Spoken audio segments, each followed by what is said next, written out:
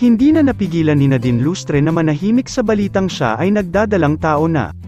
Kalat na kalat kasi ngayon sa social media ang balita na siya ay buntis na sa kanyang non-showbiz millionaire's boyfriend na si Christopher Barrio.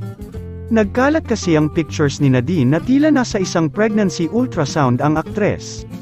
Sa isang panayam matapang na siniwalat ni Nadine ang katotohanan sa kanyang pagbubuntis. Anya ng aktres, Nadine Lustre on fake news like pregnancy rumor. We influencers have the power to inform people. Importante na magbigay ng right information. Kasi ang dami na ngayong fake news at misinformation. I'm a first-hand victim of that. Too many times that news portal bloggers said that I'm pregnant.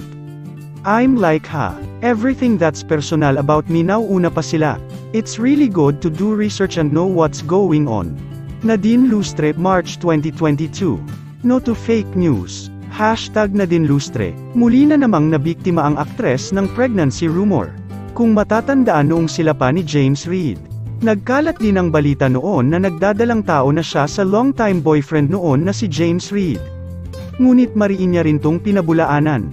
Itinanggi niya sa publiko na siya ay buntis na noon kay James.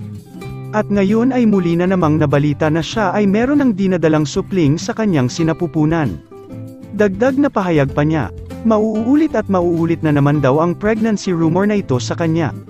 Dahil hindi raw siya tinatantana ng mga supporters ng Jadine fan na matagal nang nabuwag dahil sila ay hiwalay na. Pilit pa rin daw nilang gustong iling kay James Reid na matagal na hiwalay sa kanya.